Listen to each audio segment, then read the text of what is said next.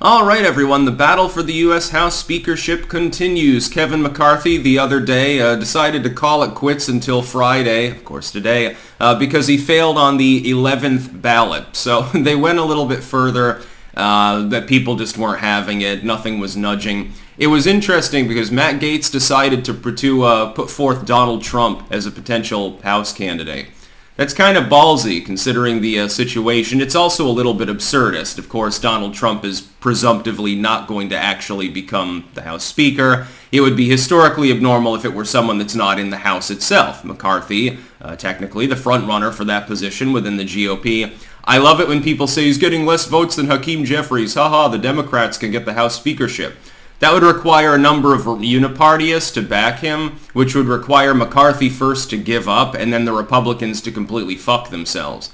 Well, Republicans are good at doing that, but right now there's nothing fucked up. The name of the game for the legacy media and the Dem unipartyists right now is to say, look, democracy is under threat, the GOP is in disarray. Crenshaw comes out, says they're terrorists and unpatriotic. How dare they not anoint Kevin McCarthy, a person that most of their constituents uniquely do not want to be the House Speaker. I'll say this.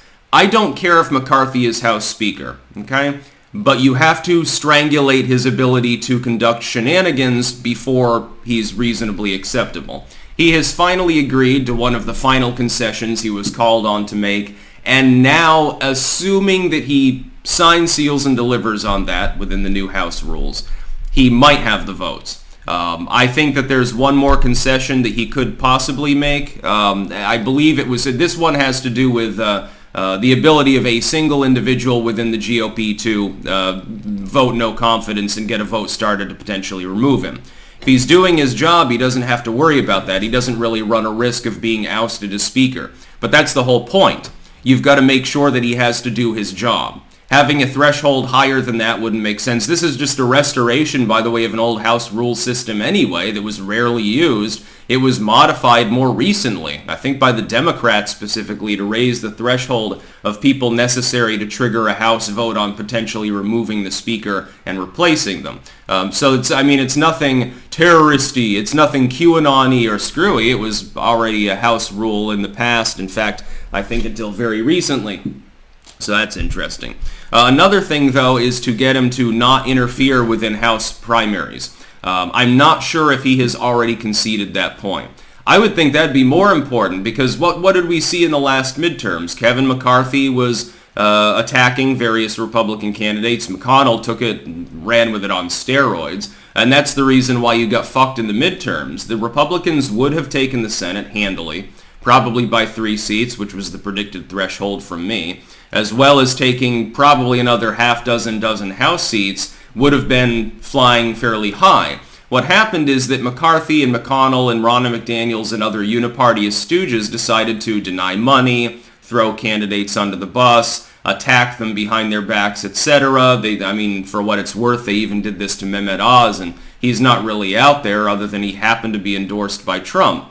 You would have had Senator Mehmet Oz, for what little it's worth, Senator Herschel Walker, Senator Blake Masters. There's 3 right there that would have been virtually guaranteed to win if they hadn't been fucked by McConnell. He then fucked people even further by throwing money at a GOP v. GOP race, which I will always mention in the context of Turtle Man. But McCarthy was doing fundamentally the same thing, most notably with Madison Cawthorne, who narrowly lost. Had he not been thrown under the bus by Kevin McCarthy, had been given the same support as a normal candidate, he would have won. That is a guarantee. The margin is there. To declare that objectively, Madison Cawthorne would have been reelected. Why was he not reelected? Because he pointed out that the second that he got to Congress, people were inviting him to drug-fueled orgies. I believe it completely. It's not the first time that we've heard about this sort of behavior, just to be clear. You think Mitch, with his yacht there that got seized because it had several $1 million worth of white on it, you think that that's connected to it in any way? No. I wonder why his good friend Kevin McCarthy would want to keep this particular individual out of the House of Representatives and far away from the machinations of D.C. It's basically sub-government in exile when you think about it. They've tried to purge all these members. They had some success, but then more MAGA candidates just rose up. Some of them won anyway. Now they have to deal with the current situation in the House. Not in the Senate. In the Senate, they've managed to put the genie back in the bottle. But the House controls the purse strings. And right now, the MAGA members have wide latitude to force McCarthy to do what they want. It doesn't really, I mean, even if you had Hakeem Jeffries in as House Speaker, if he was muzzled by these same rules, other than being able to deny latitude on committees, there wouldn't be any real change. To be clear, the House Speaker's role is important with the line of secession, and it's important with regards to committee making.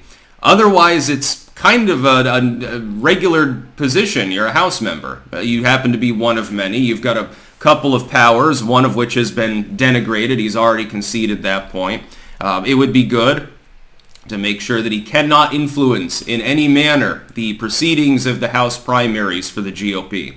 If they can get that out of him, go ahead and let McCarthy be Speaker, because it no longer fucking matters. There are more qualified individuals, to be sure. By the way, some of these individuals that are being floated as options, I don't think would do a good good job. I don't think that Donald Trump would actually be a good House Speaker. He's too executive in nature.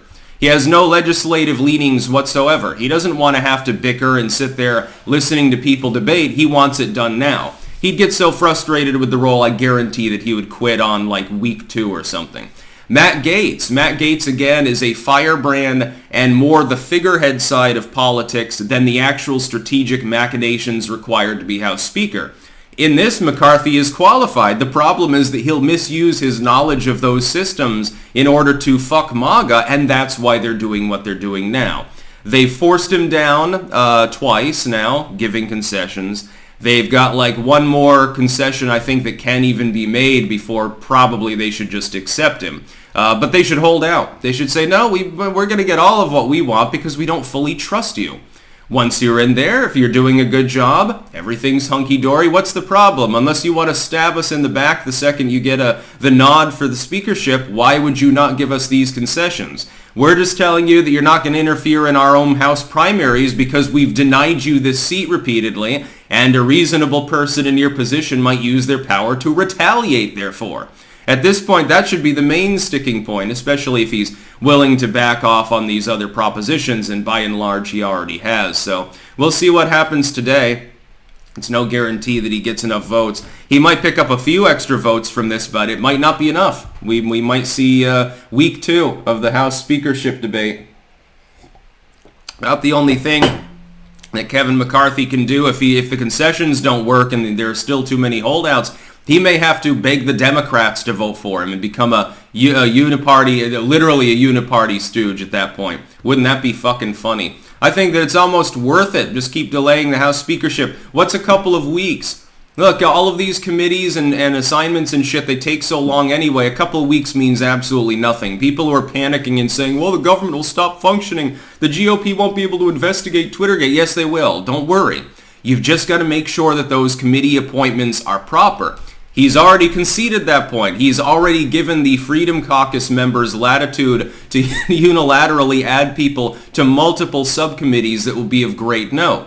They should go further. But there's definitely progress. So we're actually seeing MAGA is actually standing for something right now and doing its fucking job. They've still got their balls. How wonderful. Finally, it's been a long time. That's about all. Peace out.